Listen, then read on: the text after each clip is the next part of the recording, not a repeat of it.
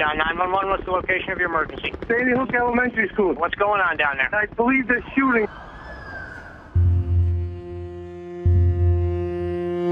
The reports we're getting from law enforcement is that of the 26 dead, most are children. I don't think that any of us that were in there feel that anybody needs to know specifically what we saw. Emotionally, the world needs to know to understand it. Come on, Daddy! I didn't want to take the clothes out of his drawer. I still have little secrets stashed around.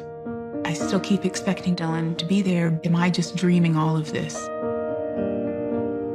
It's just awkward when you walk around town and you see the faces that you see on TV of the parents. What's the social norm for that? There is an immediate human desire to protect the rest of the world from having to go through this. The liberty of any person to own a military-style assault weapon is second to the right of my son to his life. The whole community's been victimized, but we're not going to let the darkness overwhelm us. Look at me.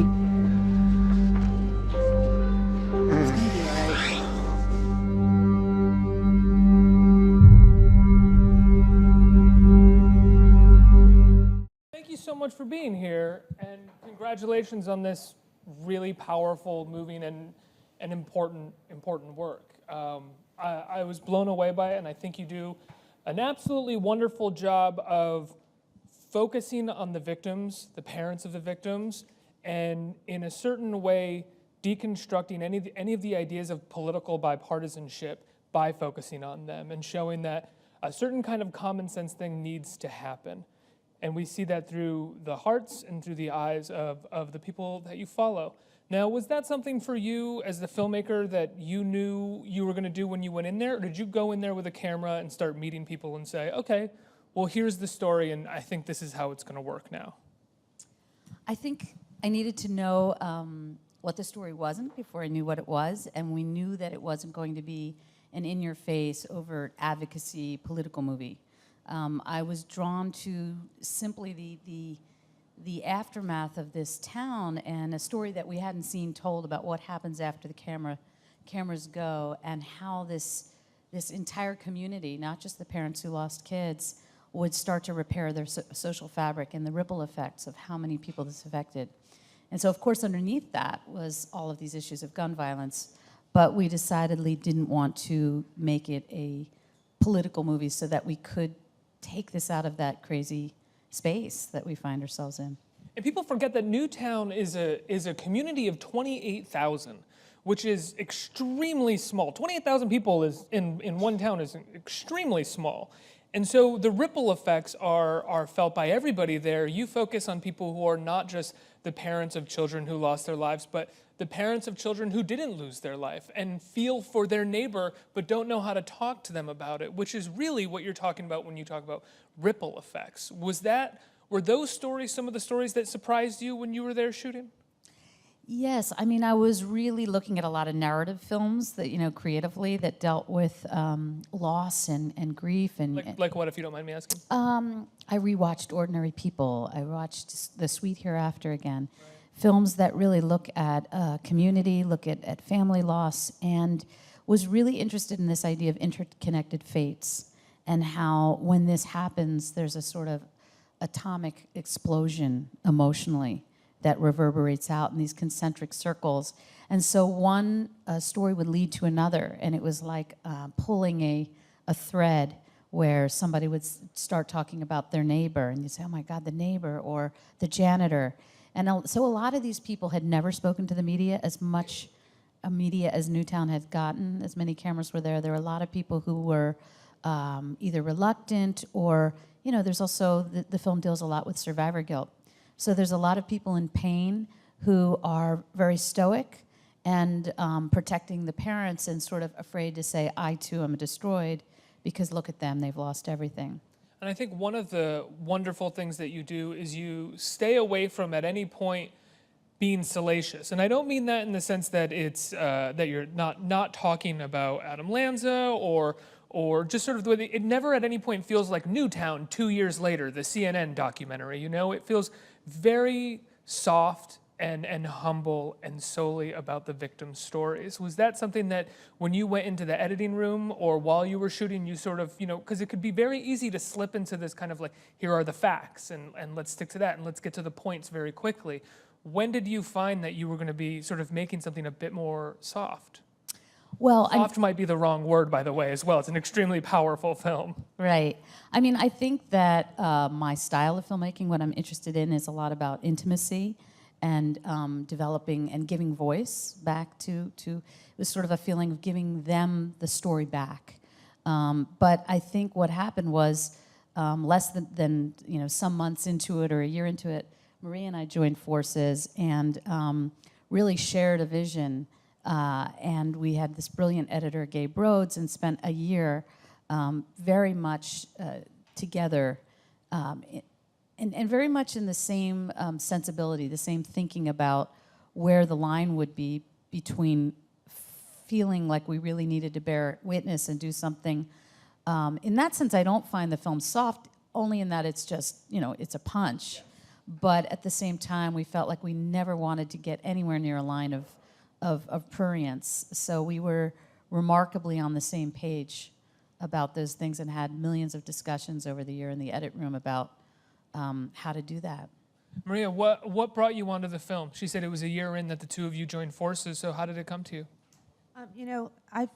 Kim was in the community working on, one story and wanting to grow it into this representation of the community experience. And that really interested me because I felt that we hadn't had an opportunity to really examine a community after an horrific act of gun violence, certainly not like the Newtown experience. The cameras are there, the news coverage is all over the community, and they move on. And then, unfortunately, quickly, there's another tragedy. And this was an opportunity to take a step back and examine over a period of time what really happens to a community. How do they regain themselves? How do they move forth? So we really focused on the story of Aftermath. And I think there's a first responder in the film named Bill Cario who says it so beautifully. He says, I don't think anybody needs to know graphically what happened, but everyone needs to know emotionally. And that really drove us as our mission. Now, Kim, you spent 3 years in the community shooting the film. When did you feel like you had captured it? When did you feel like you were done? Or did you ever did you not feel that way and you just felt like it was time to wrap it up because you had to? Well, in some ways it isn't done because we have this robust impact campaign and a lot of short form material that we're working with. But I felt like, my goodness, it's 28,000 people, and we had felt we had represented these different constituents through the clergy and the doctor and the surviving teachers and youth. We felt like we had a good representation, but felt like there were just hundreds of stories that, and at a certain point you feel like, this is this 85-minute documentary, and we felt comfortable. At a certain point you're also, it was 3 years. It was years more than I thought it would be, to be honest. We just kept getting deeper and deeper. And so I think between the different constituent communities and the 3 parent subjects that started to feel like there was never an arc, because we never wanted to presume or represent that there's closure. That's the whole point of the film, and that's a hard thing to do narratively because there's no beginning, middle, and an end to their trajectory of grief in 1 year or 5 years or even 10. But we felt like there was movement, and there was represented by the one family having a new child. And I was just going to say, there's even that family that has a new child. It's the sort of representative idea of moving on, but the interviews that you conduct with them show that they're moving on with life because that's what life dictates, but they haven't really moved on emotionally. There's still, everything is still there for them. Right, right. And it is today. I mean, we were with Mark yesterday. These people have become friends. We've traveled since Sundance with them. And I think it's you know, you feel all the time their own sense of shock and surreal, like, you know, this is our life. He says all the time, it's still, we wake up and say, did this really happen to us? And this is our life. So I think that that sense continues. And in some ways, it's vicariously, I think, you know, I feel that, you know, that this is just so crazy that this happened. And well, that's something interesting. Just the phrase "so crazy that this happened," because one of the things that I felt while I was watching the film, as much as it is extremely intimate. As soon as I'm reminded of the details of Newtown, I get extremely angry, and I think to myself, how did this happen, and we didn't do that much about it nationally? How did we allow this and just keep going, and then let another one happen? I mean. These were children. These were 6-year-olds, 7-year-olds. And I'm a cliche right now. I'll be perfectly honest with you. I hate being on a soapbox. But as intimate as the documentary is, and as much as it doesn't come off like it's angry, it made me extremely angry rehearing those statistics. So as much as I think you say that you didn't want to make an in-your-face soapbox documentary, you sort of inadvertently still do just by bringing this up. well, that was the whole intent.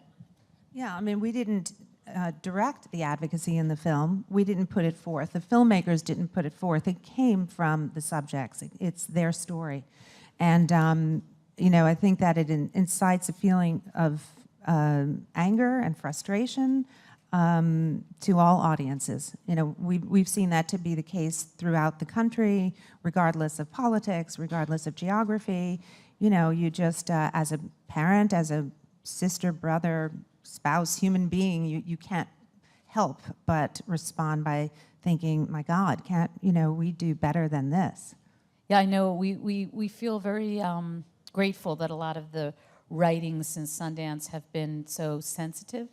And one of the, I think it was one of the trades or someone had written that it's an accidental political statement born of empathy. Yep. And isn't that how all political statements should be?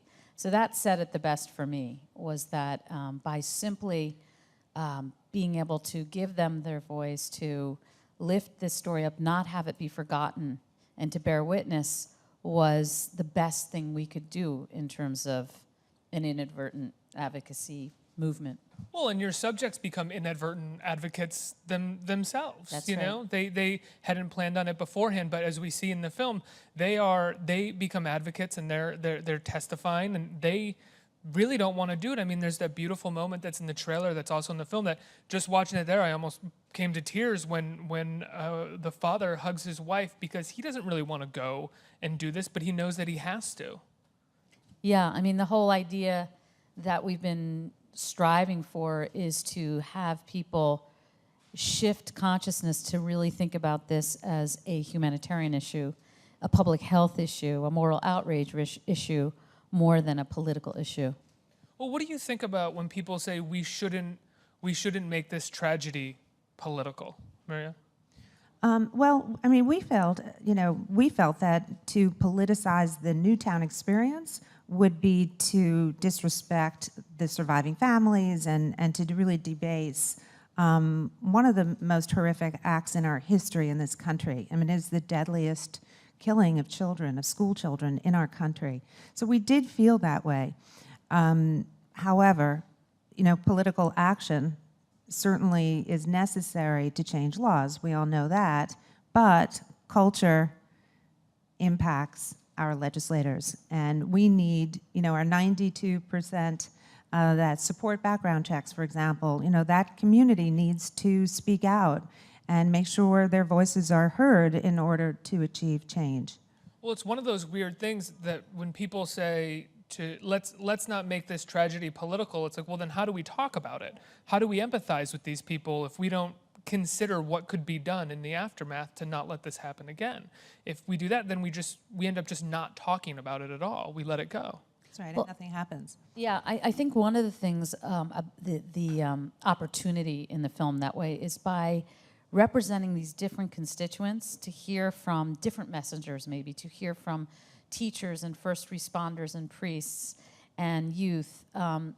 it's maybe a different way in for people than from hearing from their Democrat or Republican person, lawmaker, and that it can be a conversation that's a sort of reset button in some way. And we hope the film can help build those voices that so many, and that's why this event we're actually having tomorrow night here in the city is so unusual and welcome. It's tomorrow night, right? Yes. And Yes, it is. And it's a screening in a town hall, right? And it's being screened in theaters all across the country. Is that true, right? yes, 500 theaters across the country, 400 plus theaters across the country, and there'll be a discussion afterward with film subjects and community leaders, and that's very much the model that we are implementing for the rollout of the film. So we're bringing the film to communities and empowering their local voices, their stakeholders, their constituents that are represented in the film, teachers, doctors, law enforcement, parents, to come together and have a conversation about how gun violence is impacting their personal safety, that of their family, and their community. Right, and it's not just about mass shootings. Obviously, what we hope is that this model or this Newtown is a microcosm in a certain way, but that this can be, we're doing hundreds of screenings following that in universities and communities and churches, in urban centers and in towns, so that people could replicate that conversation and just be able to talk to neighbors that might not have the same views and, like we say, just somehow try to take this out of this polarized discussion. And one of the, I think, really brave things that you've done in the rollout of the film is that you've pulled it from a specific theater chain, right? Because of the Aurora shootings. Can you talk about that? Sure. It had come to our attention that there had been some contention between some of the advocacy community there. And so we are right now in ongoing discussions and very hopeful that we will resolve that. Oh, okay. So it's an ongoing matter. Excuse me. It is an ongoing discussion. Sorry. That's I okay. don't want to step in the middle of that. No. It's we obviously have made a film from the point of view of a survivor community, and we continue to really be concerned about those voices. I want to open it up to the audience for questions. Right here. Hi. I was wondering, did it take some time for people to open up with their stories, or were they willing to just share them? Did they feel like they needed to tell them, like, when you started talking to them? Right. Thanks for asking that. I mean, we didn't go up to Newtown in the normal news fashion with lists and cold call people. I was so squeamish about people's privacy and at that point. So the relationships were very organic. And, once we had a lot of off-camera conversations with the people that I did meet, it was and a lot of educating about how long-form documentary is different than what we can do in a short news cycle. It was really a collaborative thing of what without an agenda, in a sense. Why do you think we should document this, and to what end, and whose story is it to tell? So we'd have these very deep conversations about what would be the most constructive thing for their process as well as for society at large.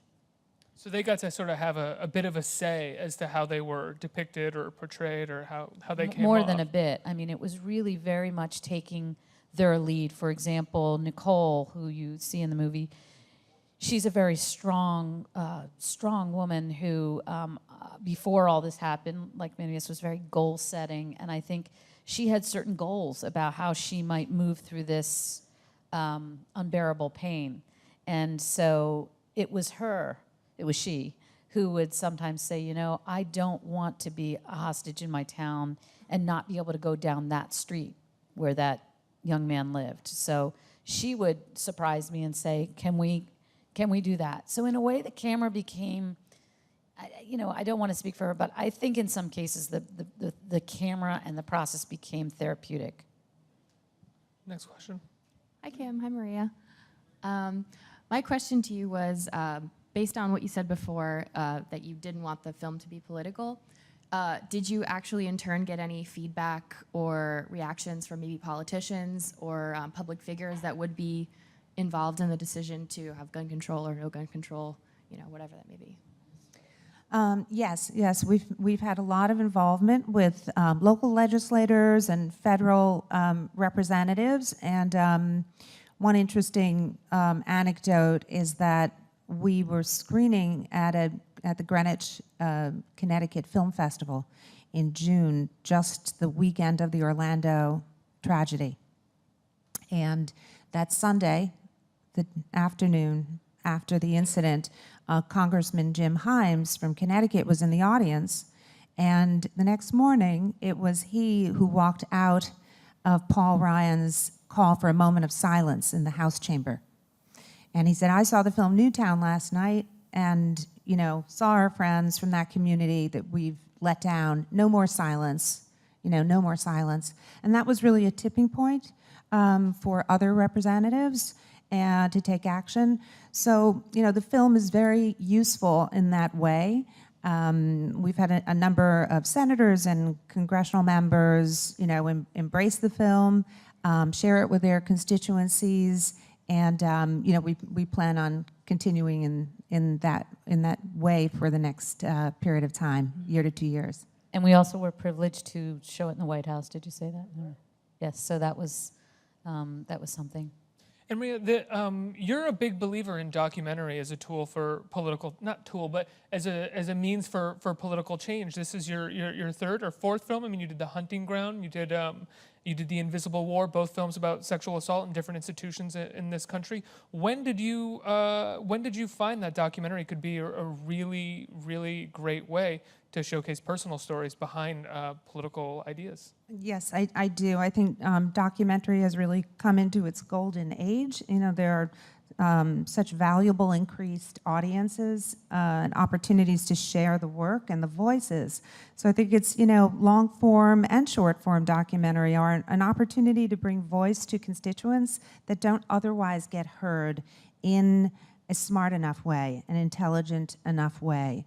And news coverage is simply not enough, and getting the message out from a constituency about, the change they need in their culture or just in creating awareness is really unmatched. So yes, I believe strongly in the power of art to impact culture and the power of documentary. I think we have time for one more question. Right here. Hi, Kelman Maria. My name is Irene. I'm a homicide survivor myself.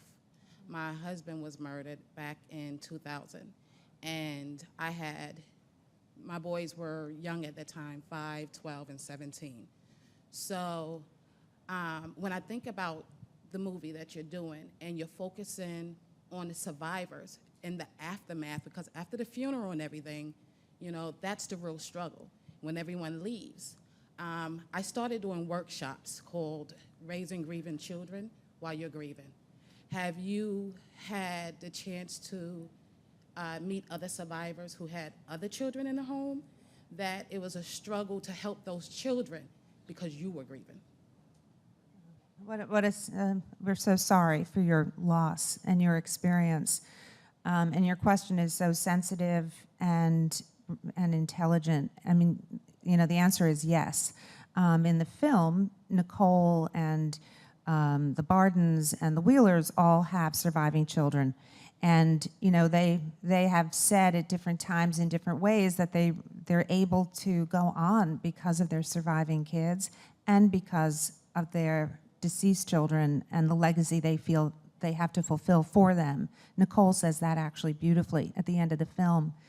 And we can't imagine your pain, but we know certainly it's an eternal experience and struggle.